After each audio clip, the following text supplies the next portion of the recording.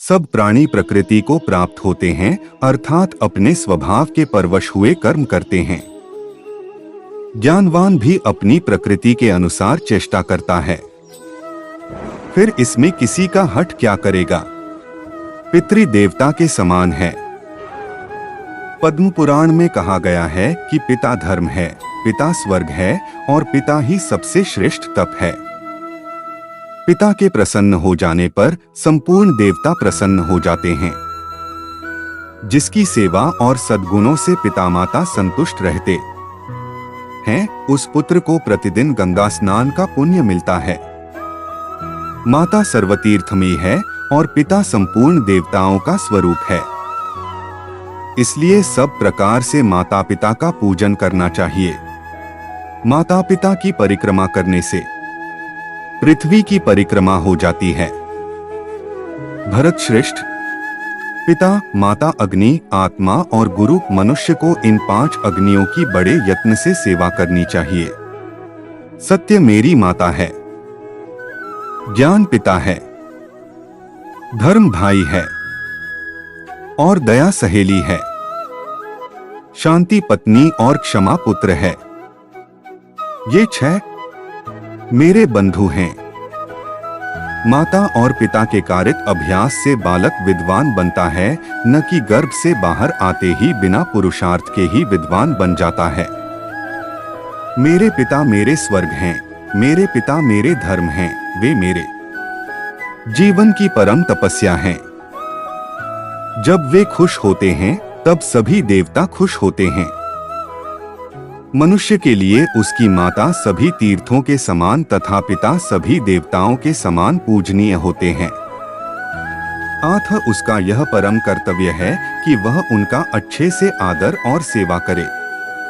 जन्मदाता, उपनयन संस्कार करता, विद्या प्रदान करने वाला, अन्नदाता और भय से रक्षा करने वाला, ये 5 व्यक्ति को पिता कहा गया है। चाहे धनी हो या निर्धन, दुखी हो या सुखी, निर्दोष हो या सदोष, मित्र ही मनुष्य का सबसे बड़ा सहारा होता है। न कोई किसी का मित्र होता है, न कोई किसी का शत्रु। व्यवहार से ही मित्र या शत्रु बनते हैं। वाद विवाद, धन के लिए संबंध बनाना, मांगना, अधिक बोलना, ऋण लेना, आगे निकलने की चाह रखना, यह सब मित्रता के टूटने में कारण बनते हैं। घर तो गृहिणी, घरवाली के कारण ही घर कहलाता है। बिन गृहिणी तो घर जंगल के समान होता है। लोगों का प्रेम तभी तक रहता है जब तक उनको कुछ मिलता रहता है। माँ का दूध सूख जाने के बाद बछड़ा तक उसका साथ छोड़ देता है। कोई भी काम उद्यम मेहनत से ही पूरा होता है, बैठे बैठे हवाई किले बनाने से नहीं, अर्थात सिर्फ सोचने भर से नहीं। ठीक उसी प्रकार सोते हुए शेर के मुंह में हिरण खुद नहीं चला जाता। उद्योगी, मेहनती तथा साहसी लोगों को ही लक्ष्मी प्राप्त होती है। यह तो निकम्मे लोग हैं जो कहते रहते हैं कि भाग्य में होगा तो मिलकर रहेगा। भाग्य को मारो गोली, जितनी तुम्हारे पास योग्यता और शक्ति है, अपना उद्यम मेहनत करते रहो। यदि प्रयत्न करने पर भी सफलता नहीं मिलती है तो इसमें तुम्हारा कोई दोष नहीं। धर्म का सार तत्व यह है कि जो आपको बुरा लगता है वह काम आप दूसरों के लिए भी न करें। कहा गया है कि यदि कोई अहंकार के कारण लोभ से, क्रोध से या डर से गलत फैसला करता है तो उसे नरक को जाना पड़ता है। जो न तो प्रिय वस्तु को पाकर हर्षित होता है और न अप्रिय को पाकर विचलित होता है, जो स्थिर बुद्धि है, जो मोहरहित है और भगवद विद्या को जानने वाला है, वह पहले से ही ब्रह्मा में स्थित रहता है। जब देहधारी जीवात्मा अपनी प्रकृति को वश में कर लेता है और मन से समस्त कर्मों का परित्याग कर देता है, तब वह 9 द्वारों वाले नगर भौतिक शरीर में बिना कुछ किए कराए सुखपूर्वक रहता है। जो व्यक्ति कर्मफलों को परमेश्वर को समर्पित करके आसक्तिरहित होकर अपना कर्म करता है, वह पाप कर्मों से उसी प्रकार अप्रभावित रहता है जिस प्रकार कमलपत्र जल से अस्पृश्य रहता है। जो भक्तिभाव से कर्म करता है, जो विशुद्ध आत्मा है और अपने मन तथा इंद्रियों को वश में रखता है, वह सभी को प्रिय होता है और सभी लोग उसे प्रिय होते हैं। ऐसा व्यक्ति कर्म करता हुआ भी कर्म नहीं बंधता। भक्ति में लगे बिना केवल समस्त कर्मों का परित्याग करने से कोई सुखी नहीं बन सकता, परंतु भक्ति में लगा हुआ विचारवान व्यक्ति शीघ्र ही परमेश्वर को प्राप्त कर लेता है। जो पुरुष न तो कर्मफलों से घृणा करता है और न कर्मफल की इच्छा करता है, वह नित्य सन्यासी जाना जाता है। हे महाबाहु अर्जुन, मनुष्य समस्त द्वंद्वों से रहित होकर भवबंधन को पार कर पूर्णतया मुक्त हो जाता है। मुक्ति के लिए तो कर्म का परित्याग तथा भक्तिमय कर्म, कर्मयोग दोनों ही उत्तम हैं। किंतु इन दोनों में से कर्म के परित्याग से भक्तियुक्त कर्म श्रेष्ठ है। तेरा कर्म करने में ही अधिकार है, उसके फलों में कभी नहीं। इसलिए तू फल की दृष्टि से कर्म मत कर और न ही ऐसा सोच कि फल की आशा के बिना कर्म क्यों करूं। अपने नियत कर्मों को दोषपूर्ण ढंग से संपन्न करना भी अन्य के कर्मों को भली भांति करने से श्रेयस्कर है। स्वीय कर्मों को करते हुए मरना पराये कर्मों में प्रवृत्त होने की अपेक्षा श्रेष्ठतर है, क्योंकि अन्य किसी के मार्ग का अनुसरण भयावह होता है। सिंह को जंगल का राजा नियुक्त करने के लिए न तो कोई अभिषेक किया जाता है, न कोई संस्कार। अपने गुण और पराक्रम से वह खुद ही मृगेंद्र पद प्राप्त करता है। भोजन थाली में परोसकर सामने रखा हो पर जब तक उसे उठाकर मुंह में नहीं डालोगे, वह अपने आप मुंह में तो चला नहीं जाएगा। आलसी इंसान को विद्या कहा, विद्याविहीन को धन कहा, धनविहीन को मित्र कहा और मित्रविहीन को सुख कहा।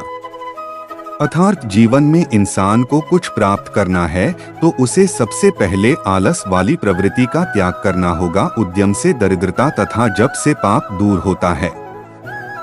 मौन रहने से कलह और जागते रहने से भय नहीं होता। शत्रु भी यदि अपने घर पर आ जाए तो उसका भी उचित आतिथ्य सत्कार करना चाहिए। जैसे वृक्ष अपने काटने वाले से भी अपनी छाया को कभी नहीं हटाता है, मनुष्यों के शरीर में रहने वाला आलस्य ही उनका सबसे बड़ा शत्रु होता है। परिश्रम जैसा दूसरा हमारा कोई अन्य मित्र नहीं होता, क्योंकि परिश्रम करने वाला कभी दुखी नहीं होता। एक एक क्षण गवाए बिना विद्या ग्रहण करनी चाहिए और एक एक कण बचा करके धन इकट्ठा करना चाहिए। क्षण गवाने वाले को विद्या कहा और कण को क्षुद्र समझने वाले को धन कहा। मन एव मनुष्याणा कारण बंध मोक्षयो है। मन ही मनुष्य के बंधन और मोक्ष का कारण है।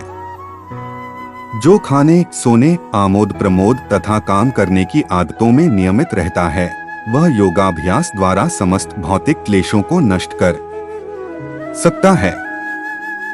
इस जीवलोक में स्वयं के लिए कौन नहीं जीता, परंतु जो परोपकार के लिए जीता है वही सच्चा जीना है। जिसका पुत्र वशीभूत हो, पत्नी वेदों के मार्ग पर चलने वाली हो और जो वैभव से संतुष्ट हो, उसके लिए यही स्वर्ग है। संतोषवत न किंपि सुखम अस्ति। संतोष के समान कोई सुख नहीं है। जिस इंसान ने संतोष रूपी पूंजी प्राप्त कर ली है, उस इंसान ने सब कुछ प्राप्त कर लिया है। कहते हैं कि कुल की भलाई के लिए कि किसी एक को छोड़ना पड़े तो उसे छोड़ देना चाहिए। गांव की भलाई के लिए यदि किसी एक परिवार का नुकसान हो रहा हो तो उसे सह लेना चाहिए। जनपद के ऊपर आफत आ जाए और वह किसी एक गांव के नुकसान से टल सकती हो तो उसे भी झेल लेना चाहिए। पर अगर खतरा अपने ऊपर आ पड़े तो सारी दुनिया छोड़ देनी चाहिए। दरिद्रता, रोग, दुख, बंधन और विपदाएं तो अपराध रूपी वृक्ष के फल हैं। इन फलों का उपभोग मनुष्य को करना ही पड़ता है। दानवों के महाबली राजा बलि जिससे बांधे गए थे, उसी तरह से यह रक्षा सूत्र तुम्हें बांधती हूँ। हे रक्षा, तुम स्थिर रहना, स्थिर रहना। रात खत्म होकर दिन आएगा, सूरज फिर उगेगा, कमल फिर खिलेगा, ऐसा कमल में बंद भंवरा सोच ही रहा था और हाथी ने कमल को उखाड़ फेंका। सांप जहरीला न हो पर फुफकारता और फन उठाता रहे तो लोग इतने से ही डरकर भाग जाते हैं। वह इतना भी न करे तो लोग उसकी रीढ़ को जूतों से कुचलकर तोड़ दें। भगवान श्री राम धर्म के मूर्त स्वरूप हैं। वे बड़े साधु व सत्य पराक्रमी हैं। जिस प्रकार इंद्र देवताओं के नायक है, उसी प्रकार भगवान श्री राम हम सबके नायक है। हे भारत, जब जब धर्म की हानि और अधर्म की वृद्धि होती है, तब तब मैं स्वयं को प्रकट करता हूँ। साधु पुरुषों के रक्षण, दुष्कृत्य करने वालों के नाश तथा धर्म संस्थापना के लिए मैं प्रत्येक युग में प्रकट होता हूँ। गुरु ब्रह्मा है, गुरु विष्णु है और गुरु ही भगवान शंकर है। गुरु ही साक्षात परब्रह्म है। उन सद्गुरु को प्रणाम करता हूँ। हे गुरुदेव, आप मेरे माता और पिता के समान हैं।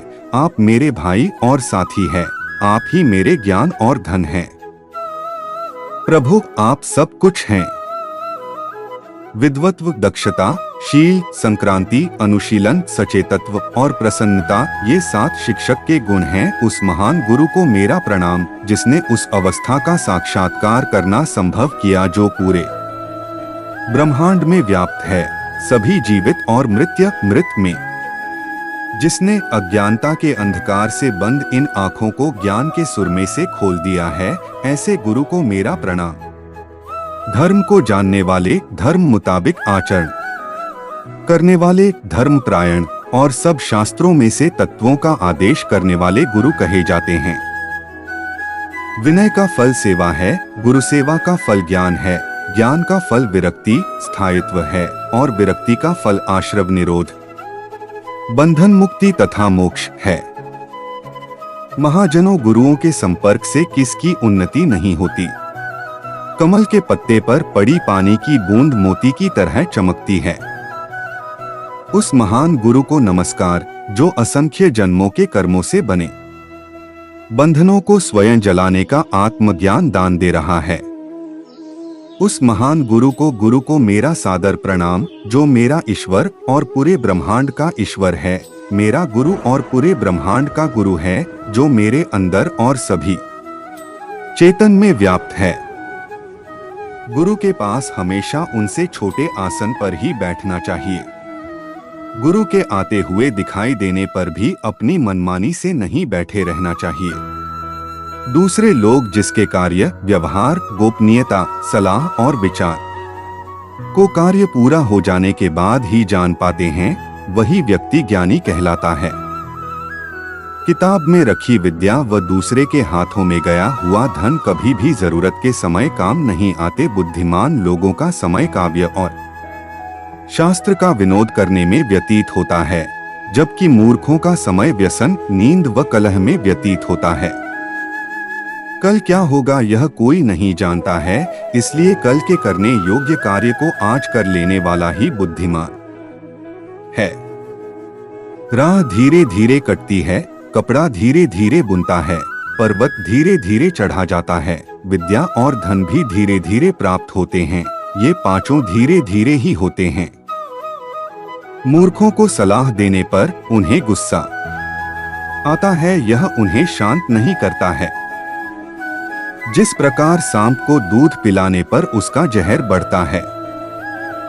जो व्यक्ति सर्दी गर्मी, अमीरी गरीबी, प्रेम घृणा इत्यादि विषय परिस्थितियों में भी विचलित नहीं होता और तटस्थ भाव से अपना राजधर्म निभाता है, वही सच्चा ज्ञानी है।